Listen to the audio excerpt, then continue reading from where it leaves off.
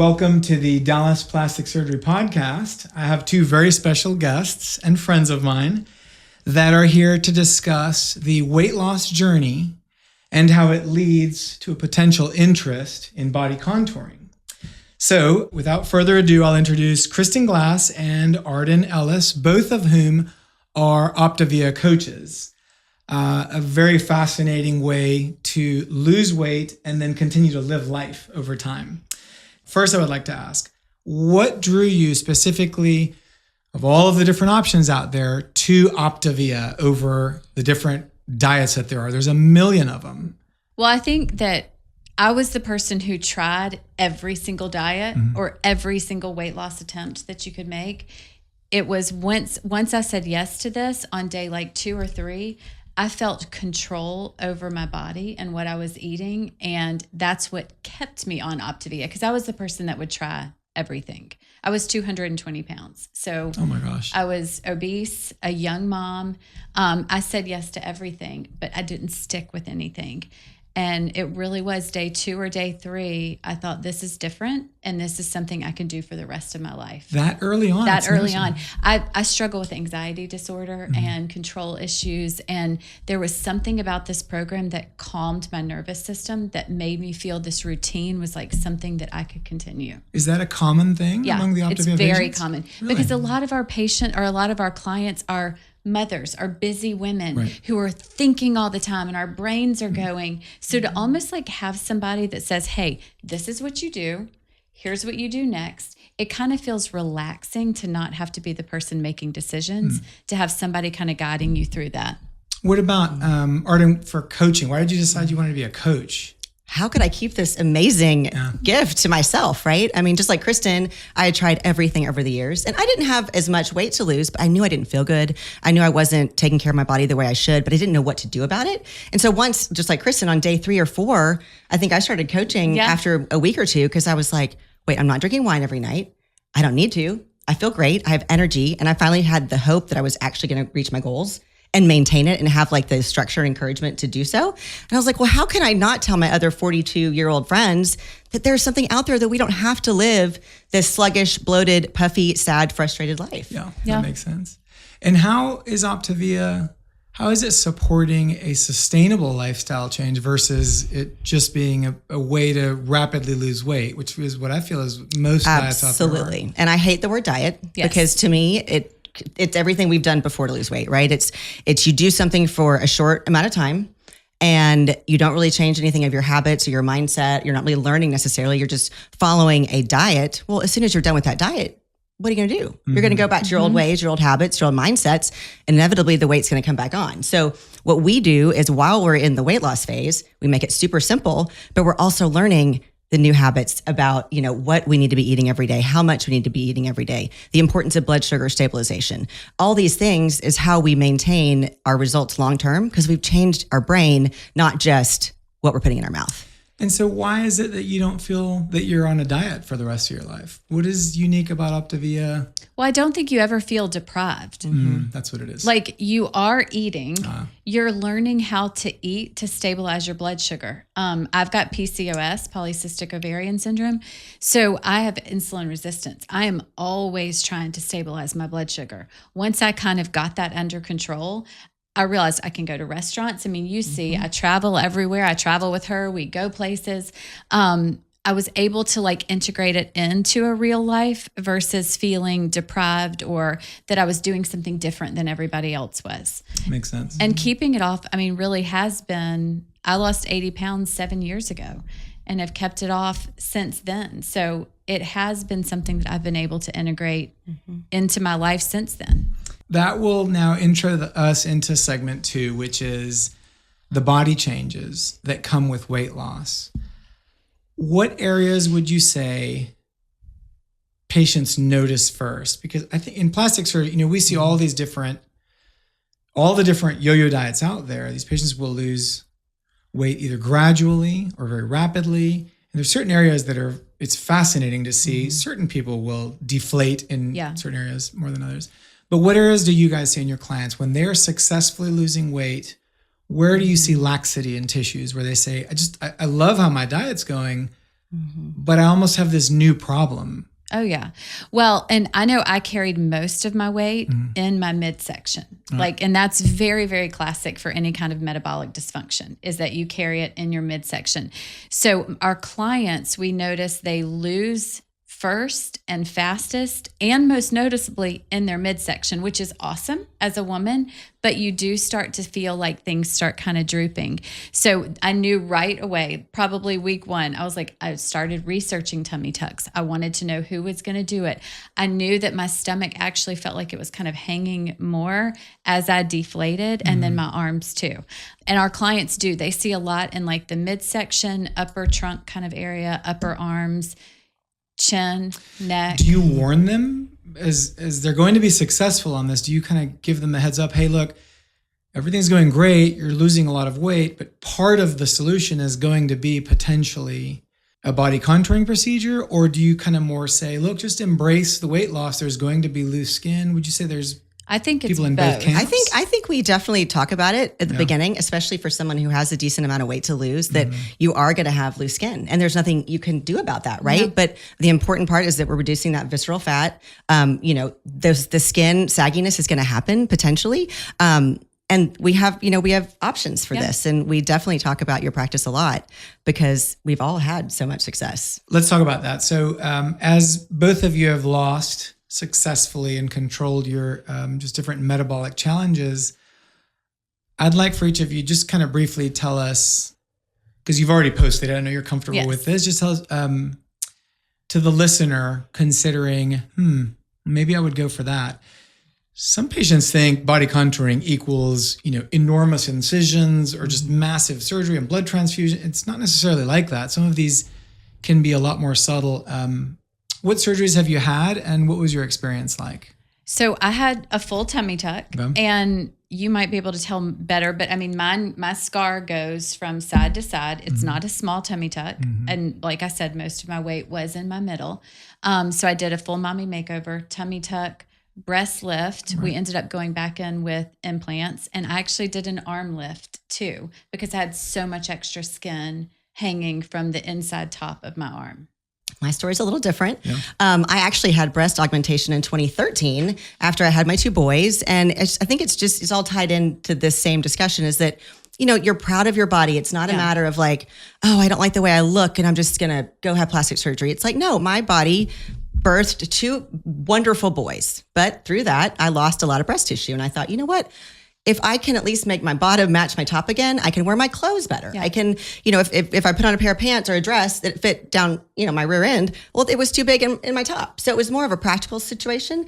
And I think for this too, it's like you work so hard to lose the weight, to get healthy. And if there's just some little parts of you that you're like, you know what, that's really bothering me. And I don't want to be thinking about that because I've worked too hard to feel this good. For me, it was the C-section scars that that builds up over time, the scar tissue. And I went to Dr. Meade and I said, you know what, this is really bothering me. I'm really proud of everything else and what I've done, but can you help me take care of this? So we ended up having a partial tummy tuck, so not a full, and then some contouring liposuction around my midsection. And I have been so happy with it. And it's just a small thing. It wasn't a huge surgery, but it's something that made such a big difference when I look in the mirror and when I get dressed and just remind myself of like, okay, I am so proud of what I've done. And there's nothing wrong to have a little tweak or a little contour to get Something that I've seen in my Optavia patients is that you guys are surrounded by people that are embracing the decision to do this.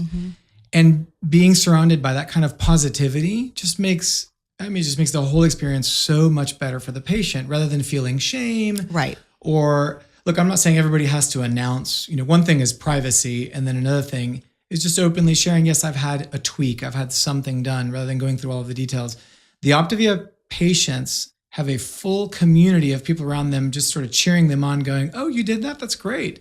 Right. Good for you, as opposed to the old-fashioned method of just not sharing it with anybody, almost hiding it. I don't think that's the way to go. No, we are open books. We're incredibly transparent, because I know I was looking for a woman like me who had done it.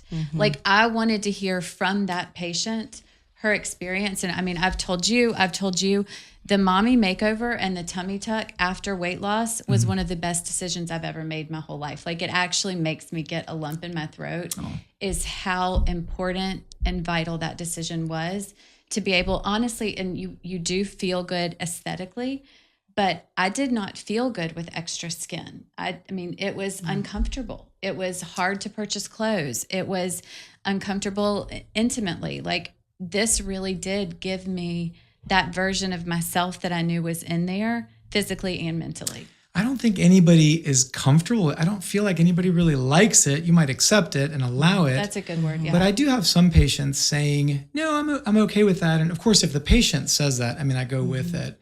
But truly, once the patient has lost weight, and now in the era of peptides and true, like very rapid weight loss, patients almost get addicted to losing weight, to where we're seeing some of our friends and neighbors. I mean, it is very obvious that they've lost a massive amount of weight, and sometimes it can look unhealthy. What are you guys doing with a client that was on a GLP-1 and is interested now in Optavia? So I would say like 30 to 40% of my clients are on GLP-1s or have been on GLP-1s. I'm somebody that people who have a lot of weight to lose will come to because I was in the same position. So that's probably why I have more GLP-1 clients, but they're looking for an off-ramp that allows them to live their life. Right.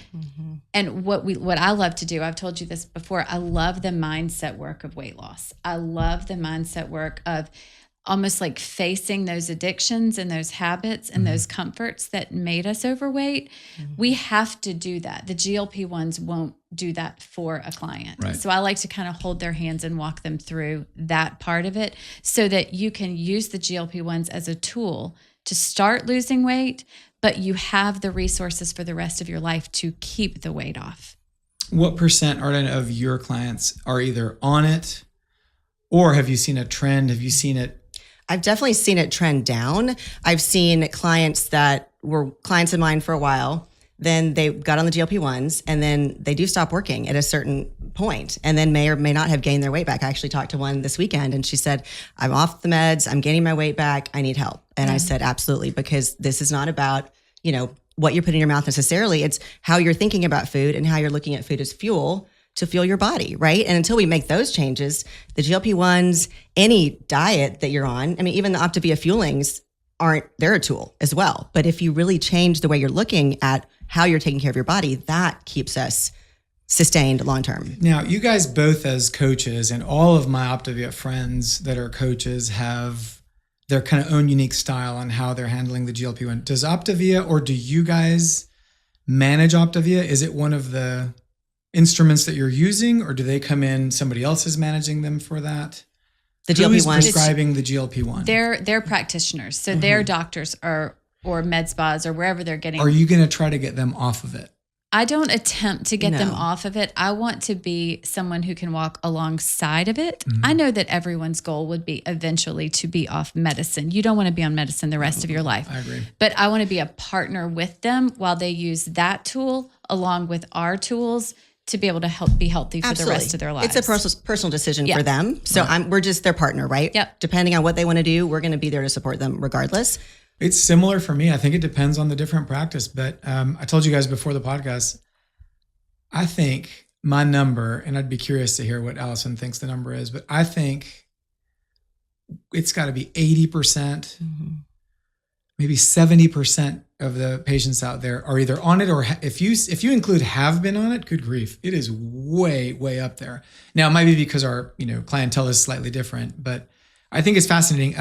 Now, around our age group, what would you guys say? How do you manage, muscle loss or muscle preservation as these patients are losing these massive amounts of weight? What would you say? take that? Are you guys handling it? Do you have a certain program or something that'll? Well, we actually do. So we have a special program that is designed for our clients that are using GLP-1s. Sometimes when your appetite is suppressed, right, it's harder to eat. And so we actually have a whole line, an Ascend line, that is designed to help those clients, make sure they're getting enough protein in every day. Is it just amino acids or is there more to it? It's a macro balance, protein, carb, fat. We have bars and shakes and cereal and all kinds of things that are more substantial than just our 5-in-1 weight loss program, but we're making sure they're having the EAAs. They're adding an extra whey protein. If they are on the GLP-1s and don't have an appetite, we talk to them like, you probably are on a little bit too high of a dose because you want to be able to eat. It's not a matter of just not eating and losing weight, because then you're losing weight, you're losing muscle and fat. And we do not want to lose our muscle. That is the key of our metabolism. And as we get older, that is too important to lose. So that's how we work with our clients, just to ensure they're getting enough protein every day. Yeah. On the same vein, for prior to surgery, patients have to have high levels of protein so that they can heal their wounds. Mm-hmm. So I'll typically wait for the patients to be off their GLP-1 or just weight stable, even if they're not on GLP-1. Say it's an Optavia patient. I need them to not be in the weight loss phase. I'll typically have them wait about 6 months. Mm-hmm. And if they are on a GLP-1, I'll have them stop it 2 to 3 weeks prior to surgery for safety. And then we can move forward with surgery. There's something about the Optavia patients that I've done some of these bigger surgeries on. Their wound healing is incredible. I've been doing the weight loss surgery for 20 years, and wounds will open. There'll be challenges here and there. It's just sort of part of it. But something about the Optavia patients, they seem to be healing a little bit faster. So I clinically have definitely noticed a trend. Now that I've operated on so many, I can see a trend. And let me tell you, an open wound is very stressful for a patient. Mm-hmm. And so losing all of this weight and going through this weight loss surgery, I can almost confidently tell them, you know what, things are going to be fine. I'm really not that worried about these issues. And they'll say, well, my friend had this issue, or my girlfriend dealt with that, this, that, or the other. And the Optavia patients don't seem to be dealing with that. So that makes us so proud. It does make me so proud. I get so excited hearing you say that. But it's just a simple way. And that's what I wanted. I wanted a simple nutrition program where I didn't have to really think much, that I knew I was getting the right amount of protein, carbs, and fats, that I was learning how to eat, but also reducing inflammation, which I think is a huge part of that healing process. And then, of course, I drink our essential amino acids every day, but especially when you're recovering from surgery, it's just the whole package, right? Yeah. Like you're giving your client and your patients a whole package to be healthy before, during, after surgery, and for the rest of their lives. That's bound to be why the wound healing is so much better. I remember calling you right after my full mommy makeover, and I had gotten it on like November 3rd, and I called you and said, can I do a 5K on, it was November 15th. That's right. And you go, you can. Are you feeling like it? I was like, oh yeah, I've been fine. I'm good. Like, you just fabulous. Did a double mastectomy, and I healed very easily, very quickly. It felt great. So what advice would you give a patient just before going on their mommy makeover? So I would say get to a healthy weight. All right. It is so important. So I know people are going to be impatient, but wait until you're at that healthy BMI. Use one of us. We'll help you get there, and then come to you and have the surgery done. But I also think the consults are so important too. Like getting that done with you when it starts to get into their mind, like, I do want to do this, so that you can have a great education session with the patients and have them well educated before they make that decision. What do you think? No, I fully agree with that, because you don't want to use the surgery as the fix to the problem, right? Like, it's just the finishing touches at the very end. Like the artist, Dr. Meade, comes in and he works his artistry, right? But you want to be where you want to be before he can come in and really work his magic. And that is so much sweeter at the end than being disappointed potentially because you didn't take the time at the beginning to do the work. It's almost on my end, it's almost one of my greatest challenges, because when the patient hasn't met their goal yet, but they're so ready. And of course, can I cut and remove it? Of course it can be done.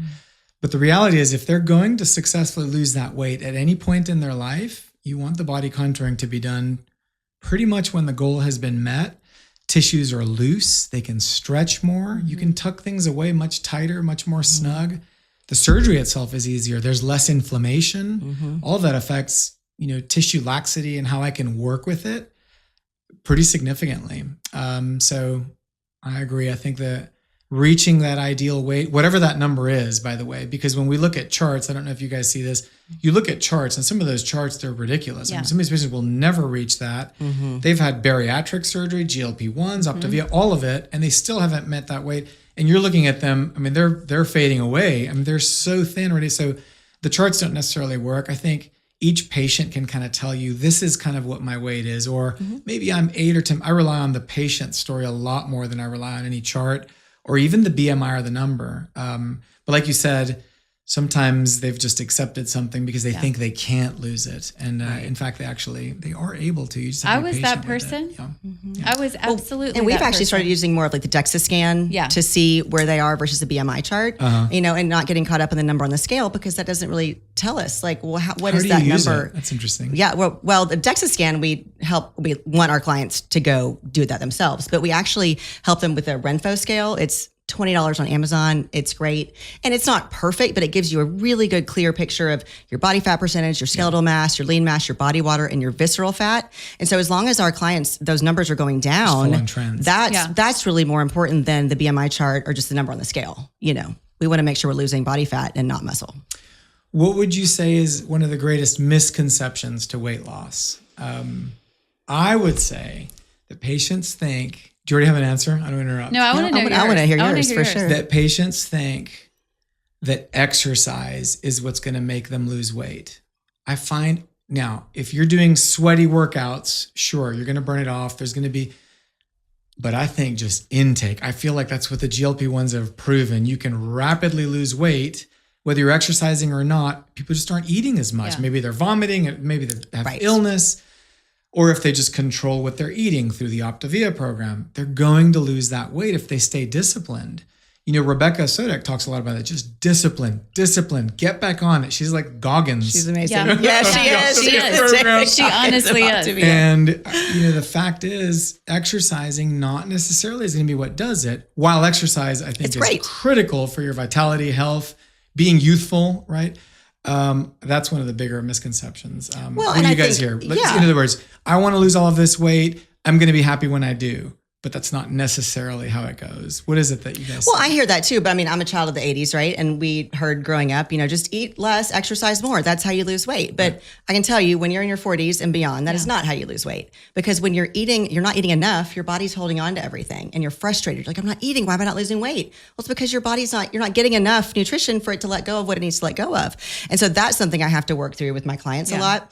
But also, I just think it's not going to be a straight line down. You know, I think people start and they see the number on the scale, and if it fluctuates every now and then, they're thinking they're doing something wrong. And I'm like, absolutely not. This is not just every day it's going to go down, right? And so it's helping work through with our clients that this is a long-term journey. This is not a diet. This is a lifelong transformation process that we're working in. And so just take it one day at a time.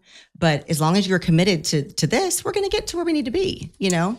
And Kristen, how do you coach them through, okay, when we lose weight, this is what's coming? Do you navigate that early on? We do navigate that, but you also, we have to take it on a client by client basis, dependent on where they're starting, how much weight they need to lose or want to lose. Those are two different, you could have somebody coming in who wants to lose 10 and someone who wants to lose 100. I've got to manage that person who wants to lose 100 very differently than the person who wants to lose 10. Food and weight, and this is coming from me who was overweight her entire life to the point of obesity. It's not about the food. It's about the feelings that the food temporarily gives us. It's about the comfort we find in food, the comfort we find in wine. So it's not about actually breaking your addiction to food. It's about breaking the addiction to the feeling that food gives you. And that's what I know I have to walk my clients through, because that's what I had to walk myself through. I was constantly soothing with food and alcohol. Yeah, you're almost talking about the relationship that we have with food or alcohol, right? Completely. Right. We do not know how to manage our emotions well. And so we use things like food or alcohol or shopping or whatever it is. Yeah. And so that's why this is so different, because we are working with our clients. So let's pinpoint where these emotions are coming from. Like, why are you wandering in the pantry at midnight? You know, you're not hungry. Let's talk through this. And so those are the things we really dig a little deeper in with them so that they learn about themselves and can make better choices and better emotional management going forward. And that helps a ton in the long run to keep us healthy, because we're making decisions from a place of confidence and empowerment versus just emotional. That's great. It's even good to teach our kids just early on to develop that relationship and kind of what to expect, to see food as more as an energy source rather than that dopamine release of it's tastier. And our goal with clients, like I'm sure yours is too, we want them to live the rest of their lives healthy, happy, confident, and strong. Yeah. And so what we're trying to teach them now through the Optavia program is how to do that. Once you're at your goal weight, how do you do that for the rest of your life so that you're never in that body that feels like it's a victim or a slave to food or alcohol? I like it. Well, both of you guys are fascinating, successful stories of the whole journey. One last question is, what would you tell the patient, the client that's listening now, has heard all of this and thinks, I'm going to do it because y'all are so encouraging and, hype girls. What advice would you give someone that's thinking about just diving into all of this, whether it's a small journey or a massive journey?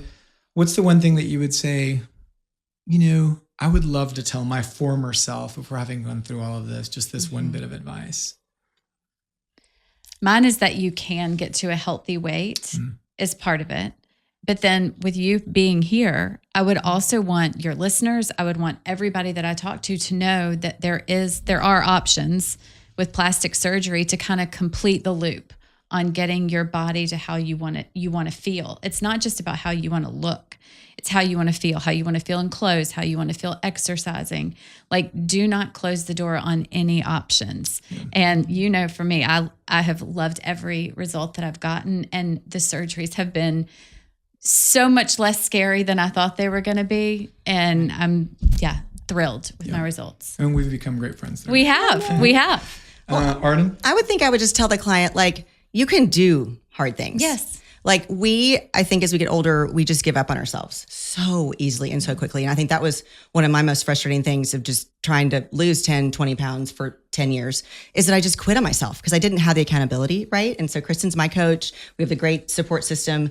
And just knowing that, oh my gosh, I can do this. Why am I selling myself short and not having the belief that I know I deserve? Yeah. And that I deserve to feel good. And I think that's what a lot of clients kind of miss is that they just I don't know if I really deserve it. And I'm like, no, you absolutely deserve it and we're going to do it. And that's what I love about this encouraging, empowering community is that we are going to fight for your goals until you're ready to fight for them yourself. Well, and we're both late 40s. So we're in the throes of, we don't even know hormonally. Challenging. Yep. Yes, yeah. We've got kids going to college, kids still in elementary school. I mean, we've got all the things. And we hear a lot of clients sometimes say, I don't think I'm going to be able to lose this weight because I'm in perimenopause or I'm in menopause. Right. You absolutely can, and you can feel amazing in whatever stage of life. We love the clients that are over 60. We're having a ball with our 60 plus clients. Oh, they're getting on the floor playing with their grandkids. Yes. They're doing all these things that they thought they would never be able to do. And that brings us so much joy. So much fun. That's what health is all about. Being able to live the life you want to live, you deserve to live. And Dr. Meade, y'all's office has been just phenomenal. We've support. Loved it. We've really enjoyed you guys. Y'all are both great coaches, great friends. I wish I could have had all of my Optavia coaches on here. I know there are certain out there that are not here, but y'all are my OG. We send everybody to you. Y'all are my OG Optavia coaches. Even if they're not Optavia clients, we send them Dr. to Meade, you. Dr. Meade. Yes. I know. But we trust you guys. We know y'all are coming at this plastic surgery from a place of whole health. No doubt. You absolutely are. And that makes the world of difference to all of us. Well, thank you guys very much for coming today. Well, thanks for having us. Thank you. And thank you everybody for watching episode 5 of the Dallas Plastic Surgery Podcast.